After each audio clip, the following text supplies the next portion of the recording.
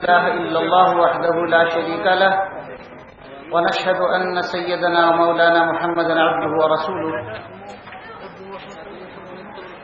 أما بعد فأعوذ بالله من الشيطان الرجيم بسم الله الرحمن الرحيم هو الذي بعث في الأميين رسولا منهم يتلو عليهم آياته ويزكيهم ويعلمهم الكتاب والحكمة وإن كانوا من قبل لفي ضلال مبين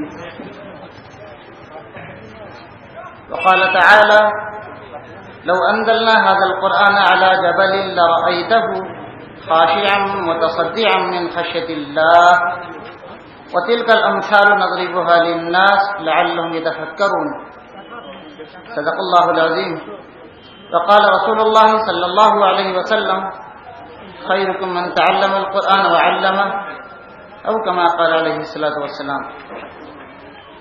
معزز علماء کرام، میرے محترم دینی بھائیوں، اللہ اور اللہ کے رسول صلی اللہ علیہ وسلم کی نسبت سے کسی اجتماع کا منعقد ہونا اہل ایمان کے لیے دنیا اور آخرت دونوں میں کامیابی کا ذریعہ ہے۔ اس مختصر سی نشست میں جو موضوع مجھے دیا گیا ہے، قرآن سے ہمارا تعلق کیسا ہے، میں نے اپنی بات کو آگے بڑھانے سے پہلے ایک مثال کے ذریعے بات کو سمجھانے کی ابتدا کروں گا۔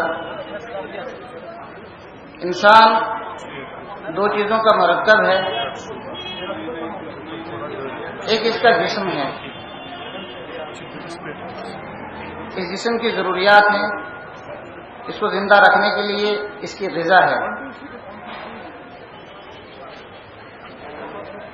اللہ رب العالمین نے اس کے جسم کو مٹی سے پیدا کیا اور اس کے جسم کی بقا کے لیے بھی مٹی کے ذریعے سے اللہ رب العالمین نے اس کی خوراک اور اس جسم کی بقا کے لیے سامان رکھا۔ تو حضرت انسان دو چیزوں پر مرکب، ایک اس کا جسم، اس جسم کی بقا کے لیے غذا، وہ غذا بھی مٹی سے بنی ہوئی چیزوں میں، دوسرا اس کی روح۔ یہ دونوں چیزیں ملتی ہیں تو انسان چلتا ہے، پھرتا ہے، بات کرتا ہے، سنتا ہے، لیتا ہے، دیتا ہے۔ ان دونوں کی اپنی اپنی ضروریات ہیں، دونوں کی اپنی اپنی خوراک ہے۔ جسم کو خوراک نہ ملے، دن، 2 دن، ہفتہ، 2 ہفتہ، زیادہ سے زیادہ مہینہ، 2 مہینہ، بس کمزور ہوتا چلے گا، آہستہ آہستہ ختم ہو جائے گا۔ بالکل یہی، بلکہ اس سے بڑا ہوا حال روح کا بھی ہے۔ اور روح کی بھی اپنی غذا ہے، اس کی بھی اپنی چاہتے ہیں، اس کی بھی ایک زندگی ہے۔ جس طرح جسم مٹی سے بنایا گیا ہے، اس کی غذائیں بھی مٹی میں پیدا کی گئی ہیں، مٹی کے ذریعے سے پیدا کی گئی ہیں۔ بالکل ایسے ہی روح کا معاملہ بھی ہے۔ روح اللہ کا حکم ہے۔ وَيَسْأَلُونَكَ عَنِ الرُّوحِ، اے محمد عربی صلی اللہ علیہ وسلم، یہ آپ سے روح کے متعلق سوالات کرتے ہیں۔ آپ کہیے قُلِ الرُّوحُ مِنْ أَمْرِ رَبِّي، روح میرے رب کا حکم ہے۔ تو روح کی بھی اپنی غذا ہے، اور روح کو جب تک غذا ملتی رہتی ہے، روح طاقتور رہتی ہے، اس کے اندر حرارت رہتی ہے، اس کے اندر ایک گردش ہوتی ہے، اس کے اندر کمالات ہوتے ہیں۔ اور اگر روح کو خوراک ملنی بند ہو جائے یا اس کی خوراک کو بدل دیا جائے تو پھر آدمی زندہ رہتے ہوئے بھی مردہ سا ہوتا ہے۔ اگر یہ بات سمجھ میں آ گئی ہے تو آگے بات سمجھنا آسان ہوگا۔ اللہ رب العالمین نے حضور اکرم صلی اللہ علیہ وسلم کو مبعوث فرما کر آپ کے آنے کا مقصد بیان کیا۔ بعث فی الامیین رسولا منهم يتلو عليهم آياتي ويزكيهم ويعلمهم الكتاب والحکمہ، کہ ہم نے انبیاء علیہ الصلوۃ کے اس سلسلے میں سب سے آخر پر جناب محمد عربی صلی اللہ علیہ وسلم کو مبعوث فرمایا۔ سیدنا آدم سے ہی انبیاء کا سلسلہ شروع ہوا اور صحف اور کتب کا سلسلہ شروع ہوا، خاص پیغمبروں کو کتابیں دی گئی۔ ان میں ایک پیغمبر گزرے ہیں حضرت موسیٰ علیہ السلام، ان کو کوہ طور پر اللہ رب العالمین سے ہم کلام ہونے کا شرف حاصل ہوا، بڑی قریب سے گفتگو ہوئی۔ یہ گفتگو اتنا قرب اختیار کر گئی کہ اللہ کے پیغمبر نے اللہ کے سامنے ایک درخواست رکھی کہ الہ العالمین، آپ نے اپنے بندوں میں سے میرا انتخاب کیا، یہ آپ کا کرم اور احسان ہے۔ پھر آپ نے مجھے طور پر بلایا، گفتگو کا موقع دیا، آپ نے مجھ پر بے انتہا احسان کیا۔ آپ کی گفتگو سنتے سنتے، آپ کے ساتھ ہم کلام ہوتے ہوتے میری روح بے قرار ہو گئی ہے۔ اب میں چاہتا ہوں جب آپ نے مجھ پر اتنا کرم کر ہی دیا ہے، ایک بار میں آپ کو دیکھنا چاہتا ہوں۔ قرآن پاک کا 9واں پارہ ہے، قال ربی ارینی انظر الیک۔ الہ العالمین، آپ کا بندہ موسیٰ آپ سے گزارش کر رہا ہے کہ آپ نے بڑی بخششوں سے، بڑی کرم فرمائیوں سے مجھے موقع دیا کہ میں طور پر آ کر آپ سے ہم کلام ہوا۔ اب میری روح کی بے قراری اپنے عروج پر پہنچ گئی ہے، میری طلب اور تمنا، میری آرزو اور جستجو ہے ایک نگاہ آپ کو دیکھ لوں۔ قال لن ترانی ولكن انظر الى الجبل۔ موسیٰ، ہم نے تمہیں بلایا، تمہارا انتخاب کیا، تم سے گفتگو ہوئی، لیکن تمہاری عجیب چاہت کہ تم مجھے دیکھنا چاہتے ہو۔ لن ترانی، دنیا میں رہتے ہوئے آپ باکمال ہیں، آپ کا قلب اطہر بہت پاکیزہ ہے، آپ کی آنکھوں میں حیا بھی ہے، آپ شرافت کا پیکر بھی ہیں، اور آپ میری محبت میں ڈوبے ہوئے ہیں، لیکن مجھے دیکھنے کی تمنا لن ترانی، نہیں دیکھ سکتے۔ اور اگر آپ کی تمنا، آپ کی آرزو، آپ کی چاہت ہے، وَلَكِنْ انظُرْ إِلَى الْجَبَلِ فَإِنِ اسْتَقَرَّ مَكَانًا، پھر ہم ایسا کرتے ہیں، اپنا نور نہیں، اپنا جلال نہیں،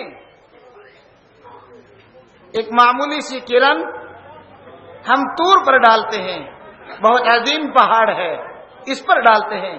اگر یہ اپنی جگہ ٹھہر گیا، اگر یہ برداشت کر گیا، اگر یہ سہ گیا، تو پھر آپ درخواست کرنا وَلَكِنْ انظُرْ إِلَى الْجَبَلِ فَإِنِ اسْتَقَرَّ مَكَانًا فَسَوْفَ تَرَانِي فَلَمَّا تَجَلَّى رَبُّهُ لِلْجَبَلِ جَعَلَهُ دَكًّا۔ جب الہ العالمین نے ایک معمولی سی کرن طور پر ڈالی، طور ریزہ ریزہ ہو گیا۔ فَلَمَّا تَجَلَّى رَبُّهُ لِلْجَبَلِ جَعَلَهُ دَكًّا وَخَرَّ مُوسَىٰ صَعِقًا۔ موسیٰ تو بڑی چاہتوں کے ساتھ، بڑی تمناؤں کے ساتھ، بڑی آرزوؤں کے ساتھ دیکھ رہے تھے، اور طور اگر تو برداشت کر گیا تو میرے وارے نیارے ہو جائیں گے، پھر میں بھی دیکھ لوں گا، پھر میں بھی درخواست کر دوں گا۔ لیکن طور کو دیکھا موسیٰ نے کہ طور ریزہ ریزہ ہو گیا، اور سیدنا موسیٰ زمین پر گر گئے۔ الہ العالمین نے اسی فرشتے کو جس کا نام جبرائیل امین ہے، مطاع امین ہے، یہ وہ فرشتہ ہے جو تمام فرشتوں کا سردار ہے، اللہ کے اتنے قریب رہتا ہے۔ ذی قوت عند ذی العرش مکین، اللہ نے اس کو رہنے کی جگہ عرش عظیم کے بالکل قریب دی ہے۔ مطاع ثم امین، لاتعداد فرشتوں کا یہ سردار ہے، اس کو بہت قرب والا مقام دیا گیا ہے. اس کو بھیجا, جاؤ ہمارے پیغمبر موسیٰ کو اٹھاؤ. حضرت جبریل آئے, حضرت موسیٰ کو اٹھایا. قال سبحانک تبت الیک, قال سبحانک تبت الیک وانا اول المؤمنین الہ العالمین. بس آپ کی ذات پاک ہے, بس درخواست واپس لے لی. یہ موسیٰ ہے, کلام کرتے کرتے چاہت طلب ہوئی کہ ایک جھلک دیکھوں. اس مقدس سلسلے کی آخری کڑی جناب محمد الرسول اللہ صلی اللہ علیہ وسلم ہے. آپ کو مکۃ المکرمہ میں پیدا کیا گیا. آپ کے 40 سال مکہ میں گزرے. فقد لبثت فیکم عمرا من قبلہ افلا تعقلون. آپ کی پیدائش, آپ کا بچپن, آپ کا نوعمری کا زمانہ, پھر آپ کی جوانی, پھر آپ کا جوانی سے آگے کا جو زمانہ, اور یہ 40 سال تک اہل مکہ آپ کے دنوں کو, آپ کی راتوں کو, آپ کی صبح کو, آپ کی شام کو, آپ کے لینے کو, آپ کے دینے کو, آپ کی چاہتوں کو, آپ کی تمناؤں کو دیکھتے رہے.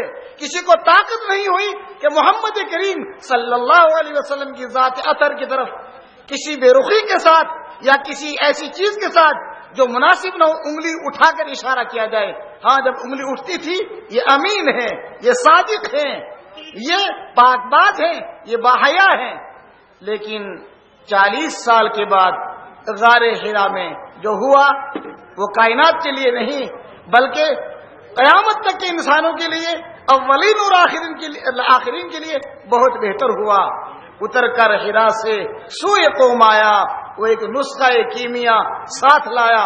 آپ تو حرا جایا کرتے تھے, اور سیدہ خدیجہ رضی اللہ تعالی عنہا ام المؤمنین ہے, یہ حضور اقدس صلی اللہ علیہ وسلم کے لیے کچھ توشہ تیار کر کے ساتھ رکھ دیا کرتی تھی. لیکن آج جب محمد کریم صلی اللہ علیہ وسلم حرا سے واپس آ رہے ہیں تو انسانیت کے لیے ایک پیغام لا رہے ہیں, انسانیت کے لیے روشنی لا رہے ہیں, انسانیت کے لیے عدل کا, انصاف کا, حیا کا, امن کا ایک پیغام لا رہے ہیں. جناب نبی پاک صلی اللہ علیہ وسلم کی خدمت میں فرشتہ حاضر ہوتا ہے اور کہتا ہے اقرا بسم ربک الذی خلق. اقرا, یہاں سے بات شروع ہوئی. قرآن کیا ہے؟ اللہ کا کلام. لیکن یہ کب سمجھ میں آتا ہے؟ جب پہلے اللہ سمجھ میں آ جائے. آج قرآن پاک کی عظمت قلوب میں کیوں نہیں ہے؟ اس لیے کہ ہمارے قلوب سے اللہ کی عظمت آہستہ آہستہ نکل گئی. یاد رکھیے, بہت گہرائی سے یاد رکھیے, کلام کی عظمت صاحب کلام کے مقام سے ہوتی ہے. یہ کلام خود اللہ کا کلام ہے. جب تک ہم اللہ کی ذات اطہر کو اور اللہ کی صفات کو, ان کے جلال کو, ان کے جمال کو, ان کی قدرت کو, ان کی طاقت کو, ان کے قہاریت کو, ان کی غفاریت کو, ان کی ستاریت کو نہیں سمجھیں گے, قرآن کی عظمت دل میں نہیں آئے گی. جناب نبی یہ پاک صلی اللہ علیہ وسلم جانتے تھے کس کا کلام. یہی وجہ ہے کہ جب قرآن کا نزول شروع ہو گیا پھر اللہ کے رسول منتظر رہتے تھے جبرائیل کل آئے تھے, آج کیوں نہیں. اور جب جبرائیل آتے قرآن کے نزول کی کیفیت بھی عجیب ہوتی تھی.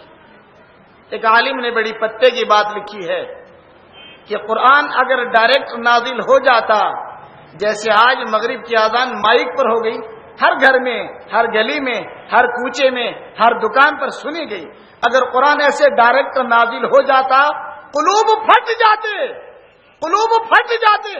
ہمارے قلوب میں اتنی طاقت نہیں ہے کہ ڈائریکٹ خدا کے نزول کو ہم برداشت کر سکیں. موسیٰ طور پر دیکھتے دیکھتے گر گئے, ایک جھلک طور برداشت نہیں کر سکا. اگر ڈائریکٹ خدا کا کلام, خدا کی زبانی ڈائریکٹ نازل ہو جاتا ہمارے قلوب پھٹ جاتے. یہ جناب نبی پاک صلی اللہ علیہ وسلم کا قلب اطہر ہے کہ جب جبرائیل آتے تھے عجیب کیفیت ہوتی تھی. قرآن کا اپنا ایک جلال ہے. حضرت زید بن ثابت ایک صحابی ہیں رضی اللہ تعالی عنہ ورضوا عنہ, ان کی روایت ہے, میں بیٹھا ہوا تھا, میرے آقا جناب محمد عربی صلی اللہ علیہ وسلم کو آرام کی ضرورت پیش آئی. آپ صلی اللہ علیہ وسلم اپنے صحابہ سے بہت بے تکلف تھے. فرمایا میں تمہاری ران پر سر رکھوں؟ اللہ کے رسول نے زید بن ثابت کی ران پر سر رکھا. کچھ وقت گزرا, جبرائیل قرآن پاک کی ایک آیت لے کر آئے. زید کہتے ہیں مجھے اس وقت تک اندازہ نہیں ہوتا تھا وحی کیسے آتی ہے. حضور کا جسم اثر بہت ملائم، بہت نرم، بہت ہلکا. میں جب تک اللہ کے رسول پر یہ وحی کی کیفیت نہیں تھی، سر بالکل نرم ریشم کی طرح سر مبارک میری ران پر رکھا ہوا ہے، حضور آرام فرما رہے ہیں. اچانک میری ٹانگ پر ایک وزن آیا. مجھے خیال ہوا کہ میری ٹانگ کے 2 حصے ہو جائیں گے. میں ادباً، میں احتراماً اللہ کے رسول کو نہیں کہہ سکا، لیکن مجھے اس بار اور یہ جو وزن تھا، یہ جلال تھا، اس کی وجہ سے میں برداشت نہیں کر پایا. میری آنکھ سے آنسو نکلا اور اللہ کے رسول کے چہرے انور پر گرا. حضور اقدس صلی اللہ علیہ وسلم سر اٹھایا، پوچھا زید کیا دیکھا؟ میں نے عرض کیا میرے ماں باپ آپ پر قربان ہوں. عجیب بات ہوئی، آپ نے جب پہلی مرتبہ سر مبارک رکھا بہت نرم، بہت ملائم، لیکن کچھ دیر کے بعد یہ اتنا وزنی اور بھاری ہو گیا. اللہ کے رسول، میں ادب اور احترام کی وجہ سے ہلا نہیں پایا، ورنہ مجھے خدشہ تھا میری ٹانگ کے 2 ٹکڑے ہو جائیں گے. فرمایا ہاں، جبرائیل قرآن پاک کی ایک آیت لے کر آئی تھی. جبرائیل قرآن پاک کی ایک آیت لے کر آئی تھی. آگے چلیے. معاذ بن جبل صحابہ میں بہت اونچا مقام رکھتے ہیں. ان کی اپنی روایت واقع میں آقا مدنی جناب محمد عربی صلی اللہ علیہ وسلم کے ساتھ سفر کر رہا تھا.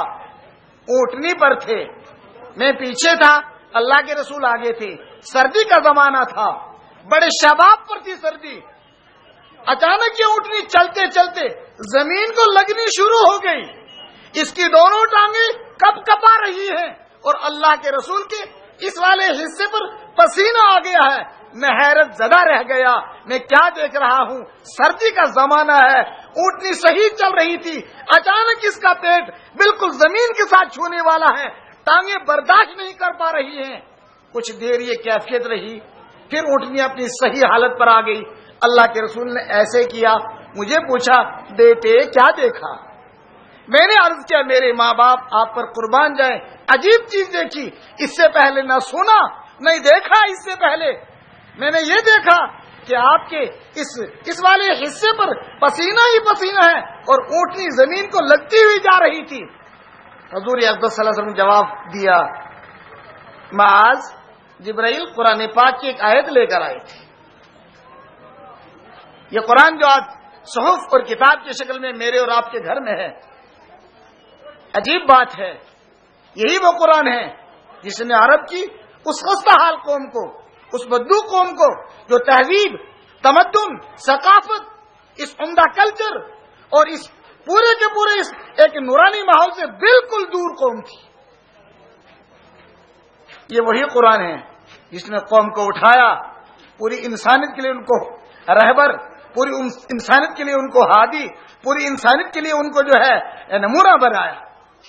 جناب نبی پاک صلی اللہ علیہ وسلم پر قرآن نازل ہوتا اس کیفیت کے ساتھ ہوتا. اللہ کے رسول اس کا انتظار کرتے رہتے. جبرائیل قرآن پاک کی آیت لاتے تو کبھی اللہ کے رسول جلدی شروع کر دیتے، ابھی جبرائیل پڑھ رہے ہیں حضور بھی شروع کر دیتے. اللہ نے روک دیا، فرمایا لا تحرک به لسانک لتعجل به ان علینا جمعه وقرآنه فاذا قرأناه فاتبع قرآنہ ثم ان علینا بیانہ. میرے حبیب جبرائیل جب آپ کی خدمت میں حاضر ہوتا ہے، وہ قرآن کی تلاوت کرتے ہیں، آپ جلدی جلدی شروع کر دیتے ہیں. لا تحرک به لسانک، آپ سنتے رہیے، اپنی زبان کو حرکت مت کیجیے جب تک میں جبرائیل پوری کی پوری آیت سنا لے. جب جبرائیل اپنی پوری کی پوری آیت پڑھ لے پھر آپ اس کو دہرائیے. آپ کے ذہن میں یہ بات آ رہی ہوگی کہ میرے ذہن سے نکل جائے گی، ایسا نہیں ہونے دیں گے. ان علینا جمعہ وقرآنہ، ہم آپ کے سینے میں اس کو محفوظ رکھیں گے. لیکن جب جبرائیل پڑھے آپ سنتے رہیے، اشتیاق رہتا تھا. اور پھر یہی قرآن صحابہ کے سامنے پڑھا جاتا تھا، ان کی زندگیاں بدلتی تھی. قرآن پاک نے ان کی صفات بیان کی. قرآن پڑھتے وقت ان کا مزاج، قرآن پڑھتے وقت ان کی چاہتیں، قرآن پڑھتے وقت ان کی تمنائیں وہ قرآن پڑھتے وقت ان میں کس چیز کا اضافہ ہوتا تھا؟ وجلت قلوبہم وَإِذَا تُلِيَتْ عَلَيْهِمْ آیاتہ زادتہم ایمانا. جب وہ تلاوت کرتے تو انہیں معلوم ہوتا کہ کوئی چیز مل رہی ہے، کچھ اضافہ ہو رہا ہے. تو قرآن نزول ہوتے وقت بھی اپنے پورے جلال کے ساتھ نازل ہوتا تھا. اللہ کے رسول کا قلب اطہر ہے جو اس کے جلال کو برداشت کرتا تھا. پھر اللہ کے رسول اپنی زبان مبارک سے پڑھتے تھے، پھر صحابہ کے قلوب لیتے تھے، پھر مجھ تک اور آپ تک پہنچا ہے. اگر ڈائریکٹ نازل ہو جاتا، اللہ خود کہتے ہیں ہم نے آسمان اور زمین کو کہا تم پر نازل کیا جائے، نہیں. پھر اللہ خود کہتے ہیں اگر ہم ان کو پہاڑوں پر نازل کر دیتے، لو انزلنا ھذا القرآن، اگر اس قرآن کو ہم پہاڑ پر نازل کر دیں، لرأیتہ خاشعا متصدعا من خشیۃ اللہ، تو خوف سے، جلال سے، اس کی قوت سے یہ لرز جائیں گے پہاڑ. یہ تو انسان ہے کہ جن پر اللہ نے کرم کیا، اور اول جناب محمد عربی صلی اللہ علیہ وسلم کے قلب اطہر پر اس کو اتارا. پھر یہ قرآن جو جتنا حاصل کرتا چلا گیا اس کے اندر اتنی ہی زیادہ حرارت آتی چلی گئی. قرآن کے 5 حق ہیں، قرآن کے 5 حق ہیں. اس مختصر سے وقت میں کوشش کروں گا یہ 5 بیان ہو جائیں، تاکہ جب یہاں سے ہم بہت ساری نعمتیں لے کر جائیں تو یہ 5 چیزیں بھی ساتھ لے کر چلے جائیں. قرآن کا پہلا حق ہے اس پر ہمارا ایمان صحیح ہو. کیا ایمان ہے؟ یہ کلام اللہ کا ہے. اس کو اللہ نے جبرائیل امین کے ذریعے جناب محمد الرسول اللہ صلی اللہ علیہ وسلم پر نازل فرمایا، اور اس وقت سے لے کر آج تک بالکل محفوظ ہے. اس میں کوئی تحریف نہیں ہوئی ہے، بالکل محفوظ ہے. اللہ نے خود گارنٹی دی ہے اس کی، انا نحن نزلنا الذکر وانا لہ لحافظون. تو پہلا حق قرآن کا یہ ہے ہم اس پر ایمان رکھیں، ہمارا یقین بڑا پختہ یقین ہو. پھر اس یقین کی بھی 2 قسمیں ہیں، ایک اقرار باللسان، دوسرا تصدیق بالقلب. ایک تو زبان سے پوری امت کہہ رہی ہے قرآن قرآن قرآن، لیکن قلب کہ قرآن کہتے وقت سوچے کس کا کلام ہے. آقا جب پڑھتے تھے تو قلوب پر کیسے اثرات ہوتے تھے؟ صحابہ کرام رضوان اللہ تعالی علیہم اجمعین میں سب سے زیادہ قرب ابو بکر صدیق کو تھا حضور سے. حضور کے داڑھی مبارک کے چند بال ابو بکر نے سفید دیکھے رضی اللہ تعالی عنہ. فکر ہوئی، عرض کیا یا رسول اللہ صلی اللہ علیہ وسلم آپ پر بڑھاپا طاری ہو رہا ہے، آپ کی داڑھی مبارک کے بال سفید ہونے لگ گئے ہیں. عجیب جواب دیا، فرمایا ہاں شیبتنی ہودًا والمرسلات والدہر والتکاثر. ابو بکر کوئی بعید بات نہیں، تمہارا خیال ہے مکہ کے وہ آخری سال جن میں رسالت کا فریضہ انجام دے رہا تھا، ان سختیوں نے مجھے بوڑھا کر دیا. طائف کے میدان اور طائف کے پہاڑوں اور بستی میں جانے کے بعد جو اہل طائف نے سلوک کیا، ان کے ناانصافیوں نے مجھے بوڑھا کر دیا. تمہارا کیا خیال ہے کہ بدر اور احد، احزاب اور حنین نے مجھے بوڑھا کر دیا؟ نہیں، شیبتنی ہودًا والمرسلات والدہر والتکاثر. سورہ ہود نے بوڑھا کر دیا، سورہ تکاثر نے بوڑھا کر دیا، سورہ مرسلات نے بوڑھا کر دیا. کیا ہے ان صورتوں میں؟ ان میں قیامت کیا حوال ہیں؟ ان میں اللہ اپنے بندوں سے کیسے پوچھے گا؟ وہ حالات ہیں. اللہ کے رسول قلب اطہر پر لیتے ہیں. حضور کے لیے سب کچھ بنایا گیا ہے، لیکن اس کے باوجود اللہ رب العالمین کو کس اعتبار سے مانتے ہیں کہ اللہ رب العالمین کے کلام کی عظمت قلب کے اندر ہے، اور پھر اس کو محسوس کر رہے ہیں، قلب پر اس کا اثر جاتا ہے. قرآن ایک تو کتاب کی شکل میں ہمارے پاس ہے، بس ہم اس پر تو اہل ایمان کا یقین ہے، لیکن کس کا کلام ہے، اس کی کیا عظمت کرنی چاہیے، اس کے ساتھ کیا تعلق ہونا چاہیے. میرے ایمانی بھائی ایک بات یاد رکھنا، موت 2 قسم کی ہے. ایک موت ہوتی ہے جسمانی، کسی خاندان کی، کسی فرد کی، کسی قبیلے کے بڑے کی، کسی چھوٹے کی. یہ موت آسان ہے، آئے گی، ساری دنیا مل کر ایک لمحہ کے لیے نہیں ٹال سکتی، لیکن ایک اور موت ہوتی ہے، وہ خاندانوں پر بھی آتی ہے، وہ خاندانوں پر بھی آتی ہے، وہ افراد پر بھی آتی ہے، وہ قوم پر بھی آتی ہے، وہ کبھی پورے کے پورے علاقے پر بھی آتی ہے، اس کا نام ہے ایمانی موت۔ اللہ ہم سب کی حفاظت فرمائے۔ یہ جب آتی ہے فرد سے چلتی ہے، افراد تک پہنچتی ہے، خاندان پر چلتی ہے، بستی پر چلتی ہے، علاقے پر چلتی ہے، ریاست پر چلتی ہے، ملک پر چلتی ہے، مشرق چلتی ہے، مغرب چلتی ہے، شمال شمال چلتی ہے، جنوب چلتی ہے، ایک قسم کی بے حسی طاری ہو جاتی ہے۔ یہ بڑی عجیب موت ہے۔ قوموں کا زوال کب ہوتا ہے؟ اللہ کے رسول صلی اللہ علیہ وسلم نے فرمایا ترکت فیکم امرین لن تضلوا ما تمسکتم بہما القرآن والسنہ۔ میں جا رہا ہوں جبل عرفات پر، ایک وہ زمانہ تھا جب حضور تنہا تھے، غار حرا سے اتر رہے تھے، ایک وہ زمانہ تھا جب حضور 40 سال کی عمر میں تنہا غار حرا سے اتر رہے تھے، خدیجہ کے گھر یعنی اپنے گھر میں پہنچے، ایک خاتون اور ایک مرد، دو ہی ہیں جن کا اللہ کے ساتھ تعلق جڑا ہے۔ ایک وہ وقت ہے جب جبل عرفات پر اللہ کے رسول 1,24,000 یا کم زیادہ صحابہ کے سامنے خطاب فرما رہے ہیں، اور اس خطاب میں یہ بات بھی فرمائی، شاید آئندہ حج میں تمہارے درمیان میں نہیں ہوں گا۔ صحابہ کی ہچکیاں بند گئی۔ ساتھ میں فرمایا میرے صحابہ تمہیں تو کام کرنا ہے، اب میری بات سنو، میں تمہارے درمیان دو چیزوں کو چھوڑ کر جا رہا ہوں، جب تک ان کو مضبوطی کے ساتھ پکڑ کر رکھو گے دنیا کی کوئی طاقت تمہارے قدموں کو ہلا نہیں پائے گی، دنیا کی کوئی طاقت تم پر حاوی نہیں ہو پائے گی، دنیا کی کوئی طاقت میلی آنکھ سے تمہیں دیکھ نہیں سکے گی، دنیا کی کوئی طاقت تمہیں زیر نہیں کر سکے گی۔ ان میں سے ایک قرآن ہے، اس کے ساتھ اپنے آپ کو وابستہ رکھنا، اس کے ساتھ اپنے آپ کو وابستہ رکھنا، اور دوسرا میری عملی زندگی سنت، اس کے ساتھ وابستہ رکھنا۔ خبردار اگر تم بھوکے رہو گے، اگر تم کپڑے کے اعتبار سے کم کپڑا استعمال کرو گے، اگر تمہارے مکان چھپر اور مٹی کے ہوں گے، اور اگر تمہاری سواریاں خچر اور گھوڑے کی ہوں گی، دنیا کی کوئی طاقت تمہیں ہلا نہیں سکے گی۔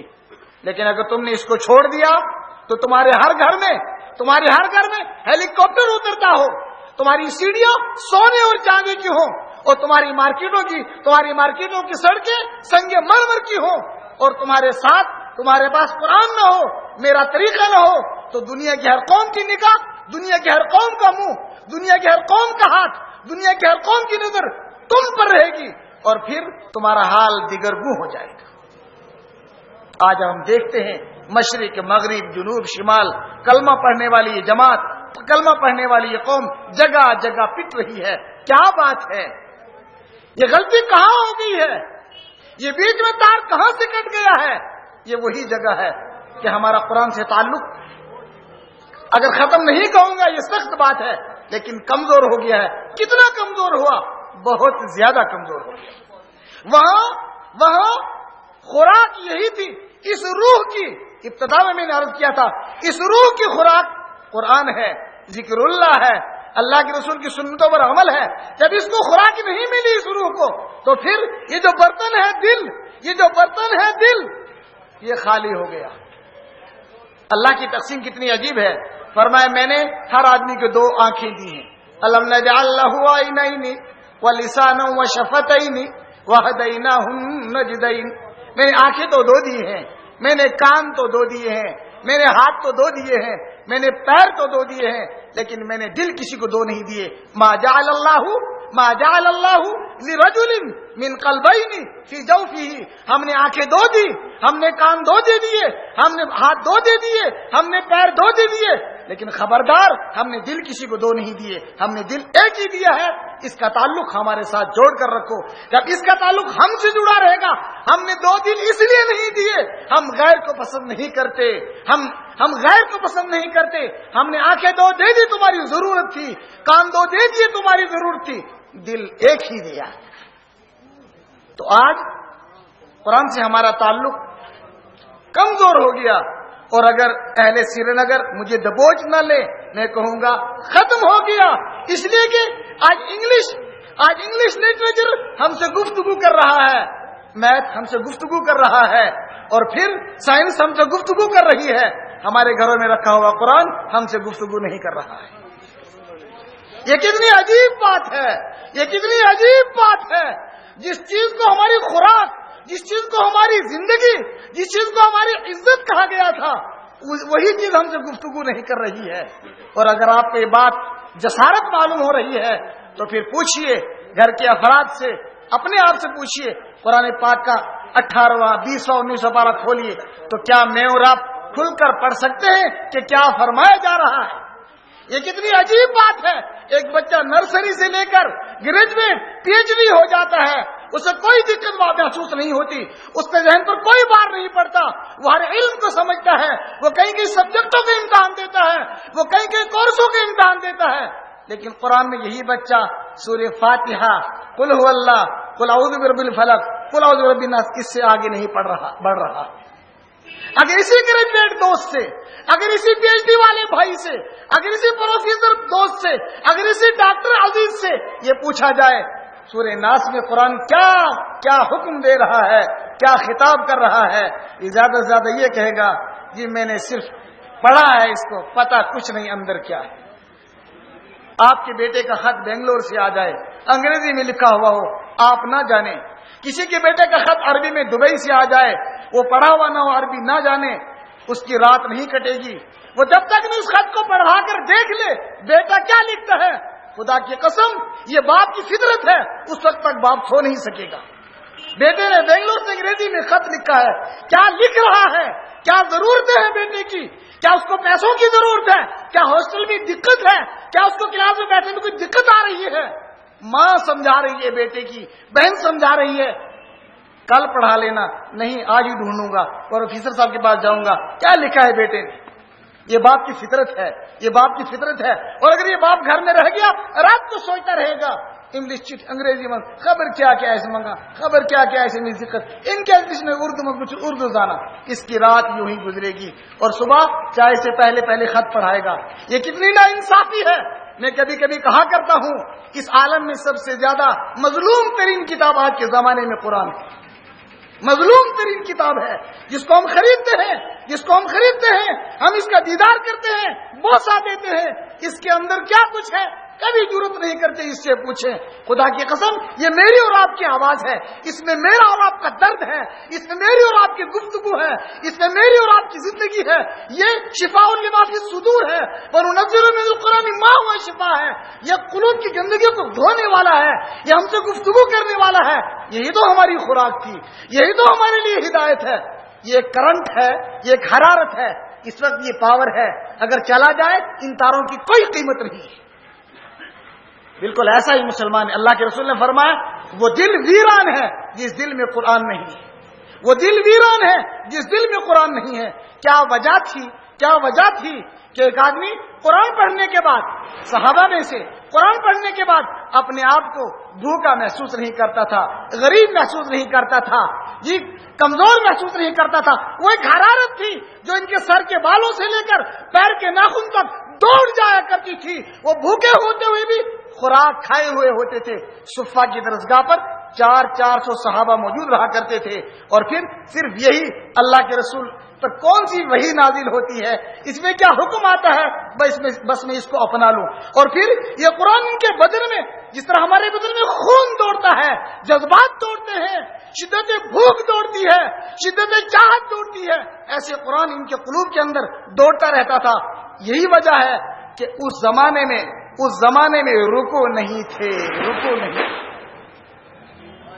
سنیے اس زمانے کی تلاوت کیا تھی. اس زمانے کی رکو تو بہت بعد میں لگائے گئے ہیں، اس زمانے کی تلاوت احزاب تھی. ایک صحابی کی شکایت پہنچی, ایک صحابی کی شکایت پہنچی, عجیب شکایت تھی, یہ جوان صحابی ہیں, شکایت پہنچی. اللہ کے رسول صلی اللہ علیہ وسلم نے طلب فرمایا جو شکایت مجھ تک پہنچی ہے کیا صحیح ہے؟ شکایت بھی عجیب تھی. کاش اس زمانے میں ایسی شکایت آتی, کاش اس زمانے میں ایسی شکایت آتی. وہ شکایت یہ تھی کہ یہ جوان دن کو روزہ رکھتے ہیں اور رات کو آپ کے پیچھے عشاء کی نماز پڑھتے ہیں, پھر گھر آتے ہیں, نفل میں نیت باندھتے ہیں, سورہ بقرہ سے شروع کرتے ہیں, فجر کی اذان سے پہلے سورہ ناس پر ختم کر دیتے ہیں.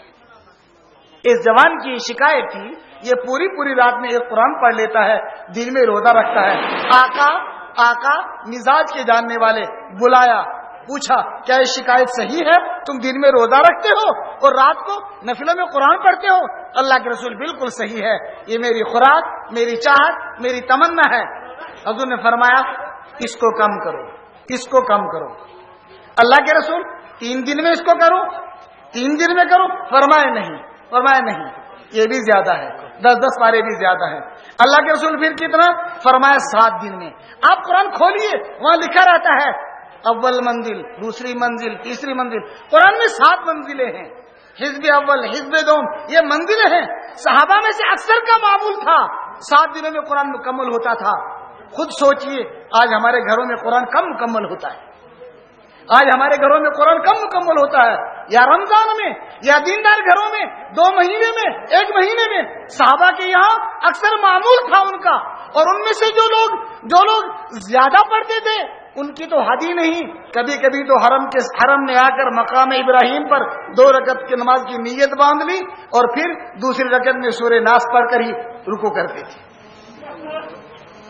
عظمت تھی, قلوب کے اندر عظمت تھی, قرآن سے والیہ عقیدت تھی. اللہ کے رسول کا لشکر چل رہا ہے, اور راستے میں رات کو رکنے کی ضرورت آئی. اللہ کے رسول نے ڈیوٹی کے لیے صحابہ کو کھڑا کیا, ہر صحابی کھڑا ہو گیا. اللہ کے رسول ساتھی سو جائیں, آپ آرام فرمائیں. کیا فرمایا؟ ثلاثۃ لا تری اعینہم, 3 آنکھیں ایسی ہیں جو جہنم میں نہیں جلیں گی, 3 آنکھیں ایسی ہیں جو جہنم میں نہیں جلیں گی. ایک آنکھ جو اللہ کے ڈر سے روتی رہے, دوسری آنکھ جو اسلامی سرحد کی حفاظت کرے. تو اس پر حفاظت تھی, صحابہ بھی موجود تھے, اللہ کے رسول بھی موجود ہیں. 2 صحابہ کی ڈیوٹی لگائی, تم اس ٹکری پر, تم پہاڑ کے اس ٹکڑے پر کھڑے رہو, رات کو جاگتے رہنا, باقی ساتھی سو جائیں گے. دشمن نے کوئی تھوڑی سور کی حرکت کی ہمیں اطلاع دینا. یہ دونوں وہاں چلے گئے, اس پہاڑی کے اس ٹکڑے پر چلے گئے. دونوں نے آپس میں جا کر مشورہ کیا, دونوں ہوشیار رہ کر کیا کریں گے. اللہ کے رسول نے فرمایا ترتیب بنا لینا. ایک ترتیب بناتے ہیں, ہم میں سے ایک سو جائے, ایک جاگتا رہے. جب دوسرے ساتھی کی تھوڑی سی نیند پوری ہو جائے گی پھر وہ جاگے گا, یہ سو جائے گا. ٹھیک ہے, فیصلہ ہو گیا کہ 2 ساتھی اس طرف ڈیوٹی دیں گے, ان میں سے ایک سو جائے گا, ایک جاگتا رہے گا. جاگنے والے نے سوچا میں اپنا بیکار کیا جاگوں گا, کچھ عمل کرتے رہنا چاہیے جاگتے ہوئے مجھے. سوچا چلو نماز کی نیت باندھ لیتا ہوں. نماز کی نیت باندھ لی. جاگنا تو ہے ہی, جب دشمن آئے گا تو اطلاع ہو جائے گی, نماز نفل کی نیت باندھ لیتا ہوں. نیت باندھ لی. دشمن آیا, اس نے دیکھا کہ پہاڑی کے اس ٹکڑے پر ایک عجیب قسم کی کوئی شکل سی ہے, وہ نہیں پہچان پا رہا تھا درخت ہے یا انسان ہے. قریب چلتا گیا, سوچا ہو سکتا ہے یہ انسان ہو, مجھے دبوچ لے. تیر مار کر دیکھا, تیر مارا, ایک تیر مارا, دوسرا مارا, کوئی حرکت نہیں, تیسرا مارا, کوئی حرکت نہیں, چوتھا مارا, کوئی حرکت نہیں. یہ نماز پڑھ رہے ہیں, ان کے بدن پر تیر لگا, خون بہا, اور یہ خون اس ساتھی کے کنپٹی پر جا کر گرا. تب اس کی نیند اکھڑی, اس نے اس ساتھی کو پکڑا. تمہیں کیا ہو گیا ہے, یہ خون کہاں سے ہے؟ اوہو, انا للہ و انا الیہ راجعون. شاید دشمن نے تیر مارا ہے. تمہیں کیوں معلوم نہیں ہوا کہ میں نے تو قرآن شروع کر لیا تھا, بس پھر غوطہ زن ہو گیا اس میں, بس پھر اسی کے ساتھ میری گفتگو ہو گئی, اور میرے ایمان والے بھائیوں, یہ قرآن ہے جس کے ذریعے سے قومیں اٹھتی ہیں, یہ قرآن ہے جس کو چھوڑا جاتا ہے قومیں گرتی ہیں. آج اس سے ہمارا تعلق ٹوٹ چکا ہے, کمزور ہو چکا ہے. ضرورت ہے اس چیز کی. اللہ کے ایک پیغمبر اپنا آخری وقت گزار رہے ہیں. قرآن پاک میں آیت موجود ہے, ام کنتم شہداء ام کنتم شہداء اذ حضر یعقوب الموت اذ قال لبنیہ ما تعبدون من بعدی قالوا نعبد الہک و الہ آبائک. اللہ کے پیغمبر حضرت یعقوب ہیں, ان کا آخری وقت ہے. اللہ کے بندے اطلاع دے دی اللہ نے, تمہارا آخری وقت ہے. آخری وقت میں اگر باپ جا رہا ہو اور کنبے کے لوگوں کو بلائے, سب آئیں گے کہ نہیں آئیں گے؟ سب آ گئے. اللہ کے پیغمبر کا آخری وقت ہے, یہ قرآن خود کہہ رہا ہے. اذ حضر یعقوب الموت, جب یعقوب علیہ السلام اپنا آخری سانس لے رہے تھے, کنبے کے افراد کو بلایا. بلانے کے بعد بہت ساری باتیں, اگر گھر کا بڑا گزر رہا ہو تو نصیحت کرنے کی سینکڑوں نصیحت ہو سکتی ہیں, اس طرح کرنا اس طرح کرنا, لیکن یہاں ایک نصیحت ہو رہی, عجیب نصیحت. ما تعبدون من بعدی, میرے بیٹو, میرے خاندان کے لوگوں, میرے کنبہ کے افراد, میں اس وقت جا رہا ہوں, مجھے جاتے جاتے ایک بات کا جواب دے دو. میں تو جا رہا ہوں, تم میرے جانے کے بعد کس کی عبادت کرو گے؟ یہ فکر ہے, یہ فکر ہے گھر کے بڑے کو. آج کے مسلمان کو اس کی فکر نہیں. یہ بیٹے کے کیریئر کو سنبھال رہا ہے, یہ بیٹے کے مستقبل کو سنوار رہا ہے, لیکن پتہ نہیں قو انفسکم واہلیکم نارا. میں نے ایک جگہ ایک بات کہی, ایک ساتھی نے کہا آپ نے بہت سخت بات کہی, لیکن میں نے کہہ دی. میں نے کہا, معذرت کے ساتھ کہا, پہلے زمانے میں لوگ اپنی بچیوں کو زندہ دفن کرتے تھے.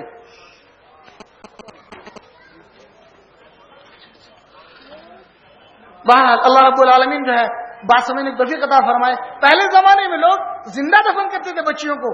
آج کا مسلمان زندہ اپنے بچوں کو جہنم کی طرف دھکیل رہا ہے, جب اسلام کے ساتھ وابستگی ہی نہیں ہے, جب دین کے ساتھ وابستگی ہی نہیں ہے. قرآن تو خود کہہ رہا ہے انفسکم واہلیکم نارا.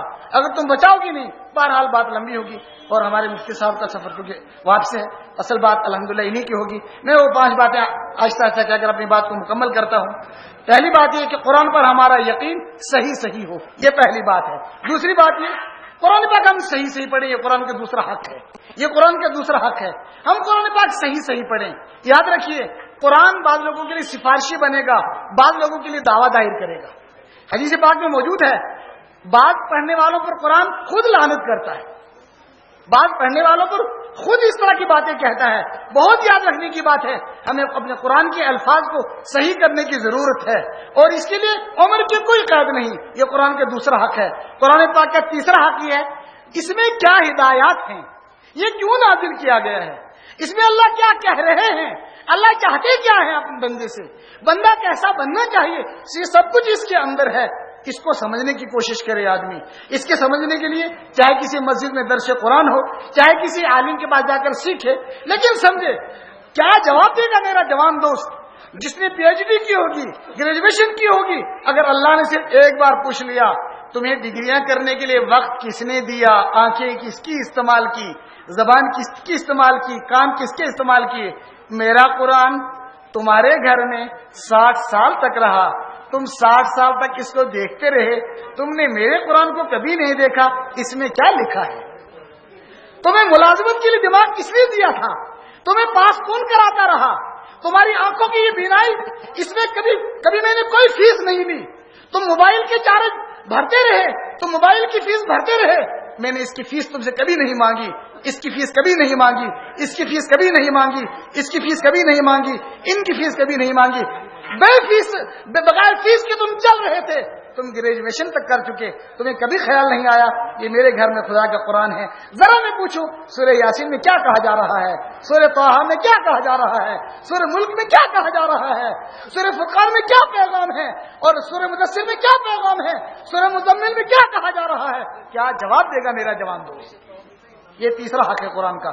چوتھا حق, جو کچھ قرآن میں ہے ہم اس پر عمل کریں, اور اگر ہمیں پورا نہیں پڑا ہے تو جو کچھ ہم اہل اللہ اور بزرگوں اور مجلسوں سنتے ہیں اس پر عمل کریں. یہ قرآن کا چوتھا حق ہے. اور قرآن کا 5واں حق ہے, ہم اس کو پھیلائیں, پہلے اپنی ذات پر, اپنے گھر میں, اپنی بستی میں, اپنے محلے میں, اپنے علاقے میں. یہاں آپ کے الحمدللہ دارالعلوم داؤدیہ جو موجود ہے جس میں قرآن و سنت کی تعلیم ہو رہی ہے, آپ تمام حضرات سے گزارش ہے اپنے قرآن صحیح کرنے کی ضرورت آئے تو وہاں تشریف لے جائیں, اور پھر اس ادارے کی دیکھ بھال بھی کیجیے. یہ ادارے قلعے ہیں, اسلام کے قلعے ہیں, اسلام کی چھاونی ہیں, ان سے اپنے تعلق کو جوڑ کر رکھیے. اللہ رب العالمین سننے کے بعد عمل کی توفیق عطا فرمائے. وآخر دعوانا الحمدللہ رب العالمین.